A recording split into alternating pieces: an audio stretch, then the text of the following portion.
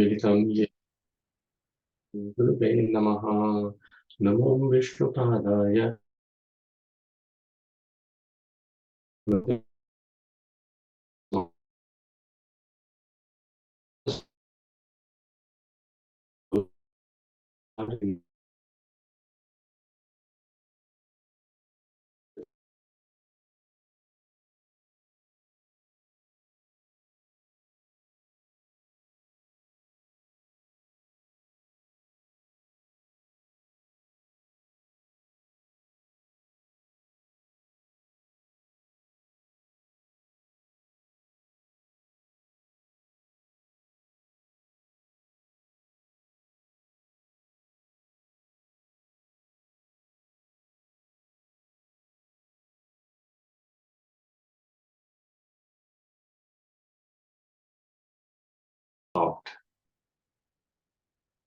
Hare Krishna.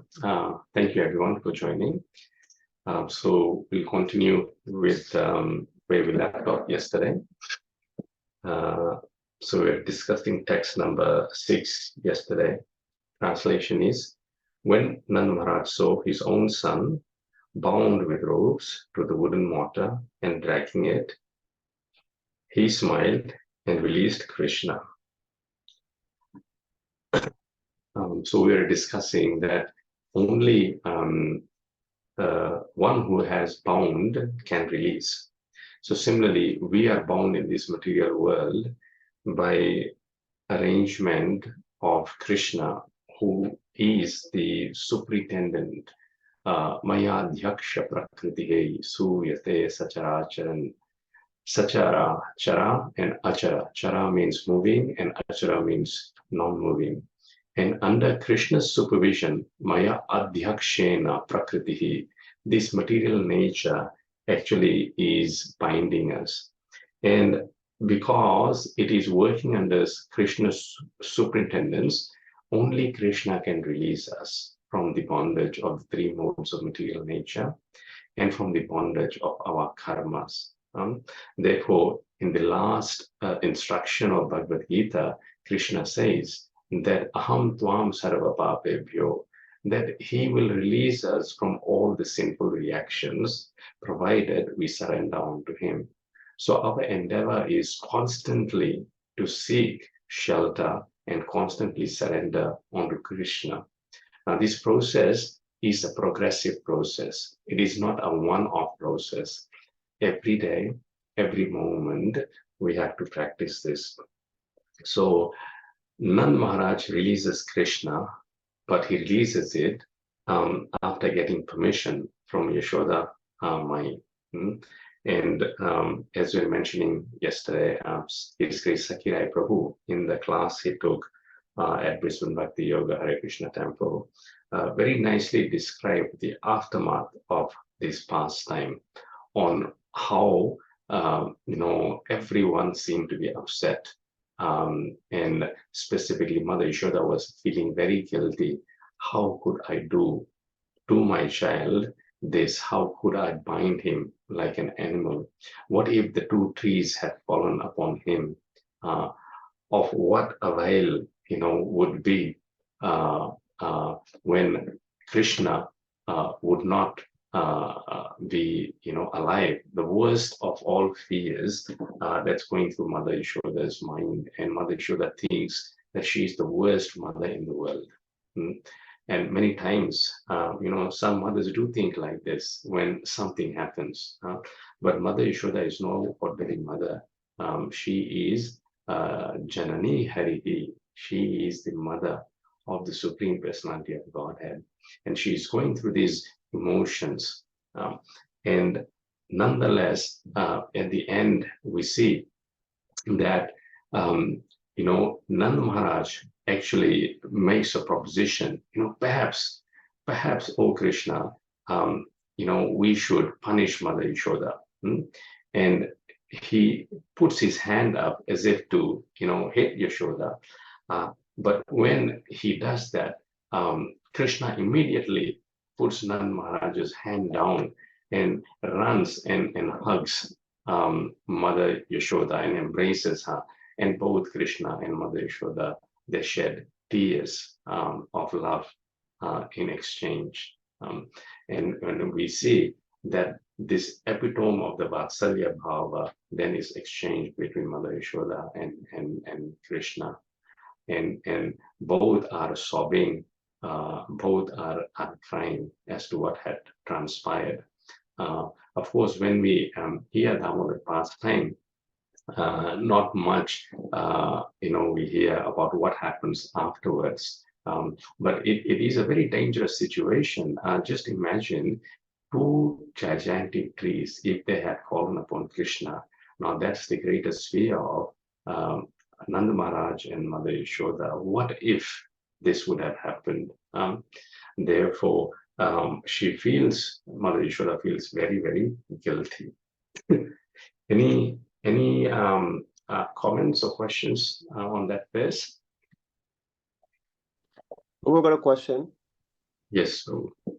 So, Prabhu, you know how Sakira Prabhu kindly explained how Nanda Maharaj took permission from Yashoda a year before releasing Krishna. Where, Prabhu, that's mentioned, is it on the purports in one of these verses, or it's in some other commentary? It's in some other commentary, and His Holiness Shivaram Swami has written a book called Damodar Janani, I mean the mother of Yashoda. The mother of Damodar, Krishna. So in that book, all the commentaries regarding these pastimes is written, and therein this is written. Thank you, Prabhu. Thank you, Prabhuji. Hare Krishna. Let's go on to text number 7. Om Namo Bhagavate Vasudevaya. Om Namo Bhagavate Vasudevaya. Om Namo Bhagavate Vasudevaya. Gopi Bhi Stobhito Nrinsya Bhagavan Balavat Kvachit Udgayati Kvachin Mugdhas Tadvasho Daruyantravas. Translation. Gopis would say, if you dance, my dear Krishna, then I shall give you half a sweetmeat. By saying these words or by clapping their hands, all the gopis encouraged Krishna in different ways. At such times, although he was supremely powerful personality of Godhead, he would smile and dance according to their desires, as if he were a wooden doll in their hands. Sometimes he would sing very loudly at their bidding. In this way, Krishna came completely under the control of gopis. So when we look at word to word, we see gopipihi, by the gopis, by flattery and offer of prizes. Stobhitaha, encouraged, induced. Anrityat, the small Krishna danced. And that small Krishna, who is he? He is Bhagavan. Although he was the Supreme Personality of Godhead, Balavat, exactly like a human child, Kvachit, sometimes, Udgayati, he would sing very loudly, Kvachit, sometimes, Mugdaha, being amazed, Tat Vashaha, under their control, Daruyantravat, like a wooden doll. So this is very amazing. It is said that Mugdaha, being amazed, that Vashaha, under their control. So that Supreme Personality of Godhead, Krishna, he is Tat Vashaha, comes under the control of gopis, exactly like Daru, a wooden doll, Yantra, Vat. Like a wooden doll is under the control of its owner. There's a nice thin book called Baki Bihari Kesariya. It's nice poetic composition of glories of Krishna, especially in relation to their lordships, Baki Bihari. There's a temple in Vrindavan of their lord. Baki means he's bent. Krishna is bent from 3 forms: from the neck, from the waist, and from the knees. And in those, there are hundreds and hundreds of stanzas glorifying the pastimes of Krishna in Vrajabhasha. And in that, one of the stanzas I think I remember, it says, Shesha Mahesha Suresha Dinesha Surese Hujehu Nirantara Dhyave Jahi Anadi Ananta Akhanda Abheda Acheda Subeda Bakhane Narada Se Sukha Vyasa Rate Pajira Pajihari Tehi Puni Parana Pave Tahi ahir ki chohariya, chachiya bhar chach pe nach nachave. So it says, Sesha, Sheshanaga, with his thousands of hoods, is singing the glories of Krishna. Mahesha, Lord Shiva, is always meditating on Krishna. Suresha, Indra, is glorifying Krishna. Sesha, Mahesha, Suresha, Dinesha. Dinesha means the sun god. He also is constantly singing glories of Krishna along with Surasehu. All the other demigods, they are constantly glorifying Krishna. Jehu Nirantar Dhyave, and they're meditating on Krishna. And the Vedas, they describe Krishna as Ananta, unlimited, Anadi, one without second, Ananta Abheda, whose Bheda, whose mystery cannot be known by anyone. In this way, the Vedas clarify Krishna. Narada says Sukha Vyasa Rate, from Narad Muni to Vyasadev to Shukdev Goswami, they all are glorifying Krishna, but they cannot know the limit of Krishna's glory. And that same Krishna, Jahi Ahira Ki Chohariya, the gopis, they're known as Ahira. Ahira Chohariya means the girls are Ahira.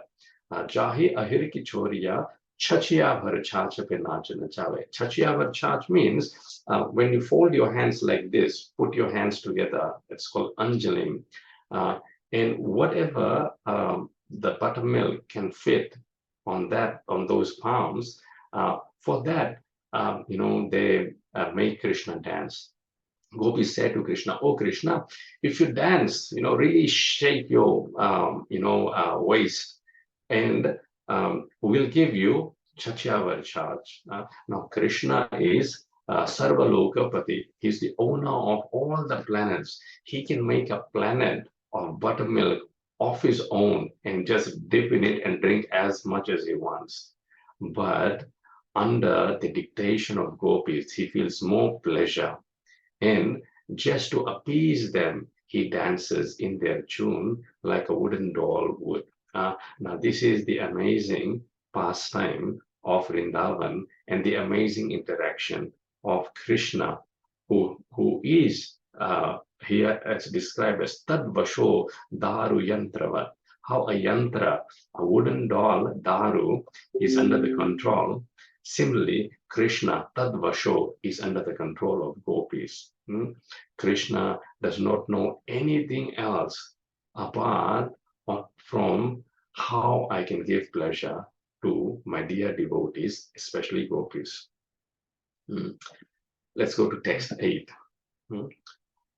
Bibharati kvachit agnyaptaha Pitha konman padukam bahushepam cha kurute swanam cha pritim ahavan. Translation. Sometimes Mother Yashoda and her gopi friends would tell Krishna, "Bring this article," or "Bring that article." Sometimes they would order him to bring a wooden plank, wooden shoes, or a wooden measuring pot, and Krishna, when thus ordered by mothers, would try to bring them. Sometimes, however, as if unable to raise these things, he would touch them and stand there, just to invite the pleasure of his relatives. He would strike his body with his arms to show that he had sufficient strength. Word to word. Bibharati.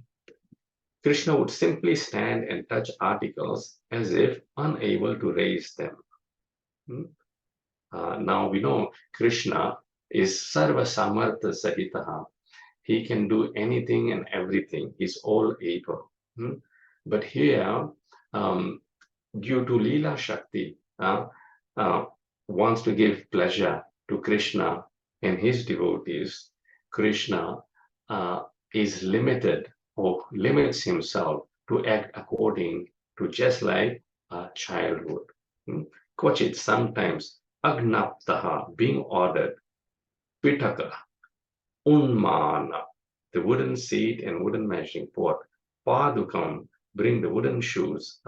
We see when Nand Maharaj is leaving the house, Krishna actually feels so much joy in carrying the padukas, the wooden shoes of Nand Maharaj, and bringing to him. He carries, there's a nice picture in his phone we have, where Krishna carrying the shoes of Nand Maharaj on his head. And in that way, he's touching the dust of the lotus feet of Nand Maharaj and bringing it and offering it to Nand Maharaj before he goes out.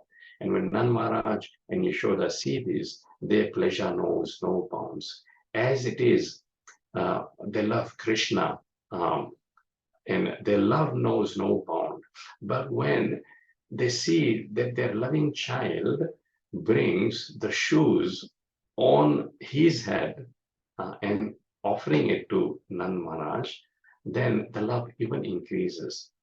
This is a unique thing about Krishna. There's no satiation. When devotees interact with Krishna, Bhagavad Bhakti Vardhanam. Vardhanam means the bhakti increases to infinitum. There's no limit to it. And this is what is happening every day. The love that Krishna has for Mother Yashoda and Nand Maharaj increases, and every day the love Mother Yashoda and Nand Maharaj have for Krishna, that also is increasing. And in this way, we see that Swanam cha Pritim Avahan of his relatives, the gopis and other intimate friends, Pritim, the pleasure of Vahan, inviting. So Krishna is the source of Priti Ahvahan. Ahvahan means here Prabhupada translates as inviting. So another word can be is invoke. Krishna invokes love in our heart when he wants to interact with us, when we become qualified for such interaction. And that is what he's doing with the Brajavasis. As far as the qualification is concerned, one of the verses I think comes in 11th canto of Srimad Bhagavatam, describing the qualities. I think Krishna is instructing Uddhava, and he says, Nirapekshaha munim shantam. The quality of my devotee, O Uddhava, he is nirapekshaha, without any expectation. So if this one quality, Prabhus and Matajis, we can develop, that we don't have any expectation from anyone in this world, then what would happen? We will never be disappointed. Because as soon as we have expectation, sooner or later disappointment will arise. And our energy and focus would go in that person on how they were not able to live to our expectation. But a devotee of Krishna does not have any apeksha. He's nirapeksha, munim, and he is constantly silent. He is not silent. Prabhupada translates as he's singing Krishna's glories and hearing Krishna's glories only. This is actual silence. And he's shantam, he's peaceful, he's not disturbed. Why? Because he doesn't have any desires or expectation. Nirvairaha, sarvadehinam, and he has no enemy. There's not even tinge of enmity in his heart. To such devotees, Krishna says, Anuvrajamyaham nityam I desire to follow them and take the dust of their lotus feet on my head. Puyeti angri renubihi. Puyeti means purified. Angri means the dust from their lotus feet. Renu means the particle of the dust of the lotus feet. And in this way, Puyeti. So Krishna says, I desire to take the dust of the lotus feet of my pure devotee, put it on my head, and in this way purify the whole world. So Krishna desires to save the devotees. And the devotees desire to always save Krishna. In this way, a competition, great competition goes on. And we'll see this in the next verse, how this is coming about. Text number 9. Darshayam sadvidam loka atmano bhritya vashyatam vrajasyo vahave harsham bhagavan balacheshtitehi.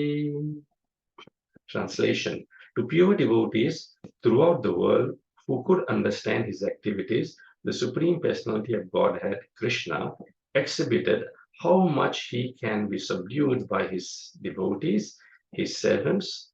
In this way, he increased the pleasure of the Vrajavasis by his childhood activities.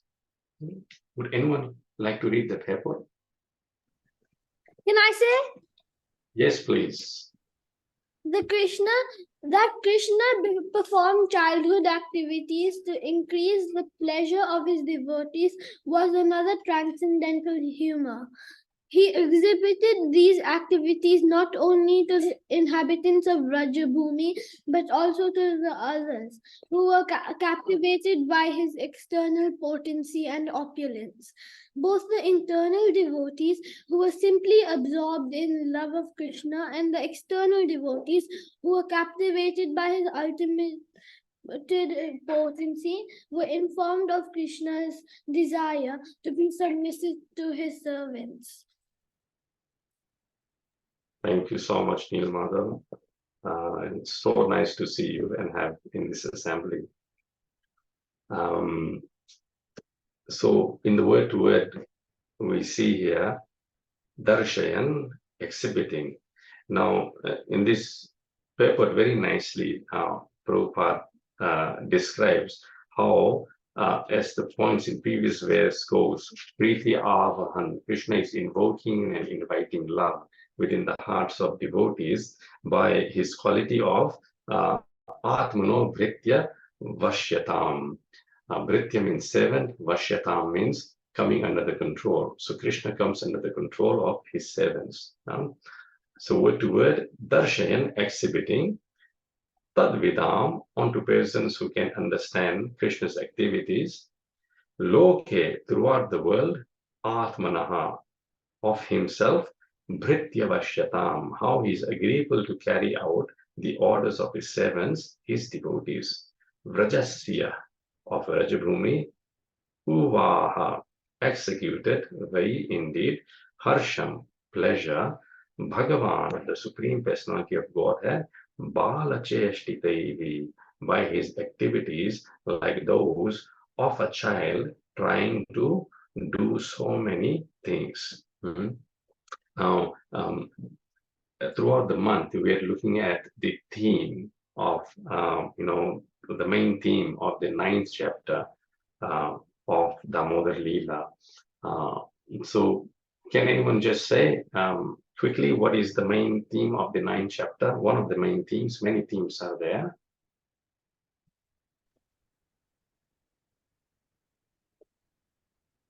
Is it endeavor, Prabhu? Yes, very good, Mataji. Endeavor. So here we see Bala Cheshtitaihi. What does Cheshtitaihi mean? This is the last, in the last line of this verse. Anyone? What does Cheshtitaihi mean? It's like, Prabhu, another word for endeavor or attempt. Yes, yes. And who is endeavoring here?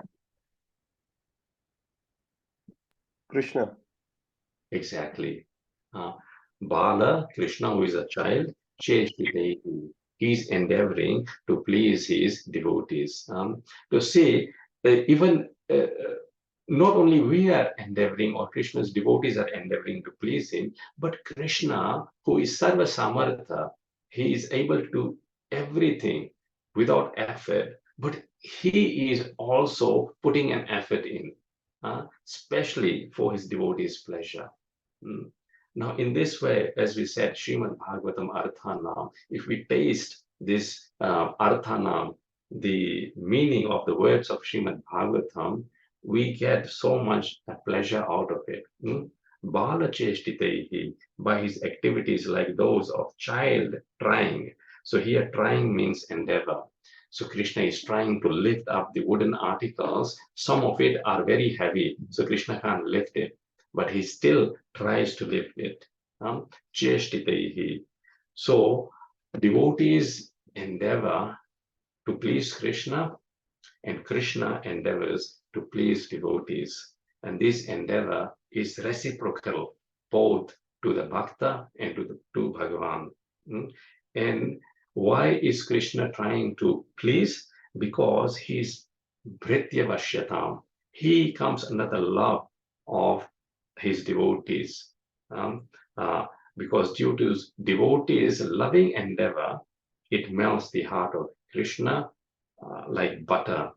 And in that flood of butter, the Lord's supremacy, his Vibhuti and Satya Sankalpa Shakti just drowns. And that Krishna, who is the supreme person, comes under the vasha, under the control of his pure devotees. And then Krishna reciprocates by trying to please and give love and pleasure to his devotees. And this is called Bhagavana Bala Cheshtitehi.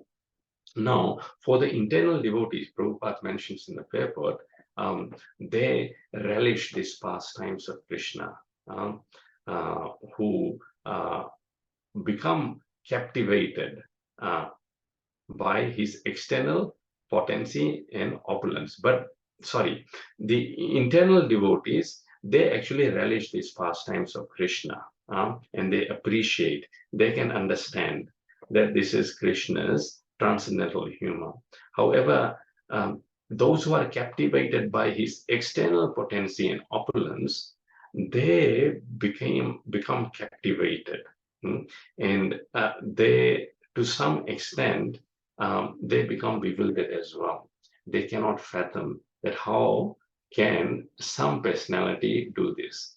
Now, on one hand, Krishna is endeavoring to lift wooden articles, which are very heavy. On the other hand, he lifts the Govardhan mountain. And it depends on how our disposition and demeanor is, how qualified we are. According to that, we will perceive Krishna. As when Krishna enters the wrestling arena of Kamsa, it is mentioned that different varieties of persons, according to their different mentalities, they saw the same Krishna in a different way. The wrestlers saw Krishna as thunder and lightning. The men in the assembly, they saw Krishna as the most able men. They felt incapable of being called men. The ladies in the arena saw Krishna as Cupid personified.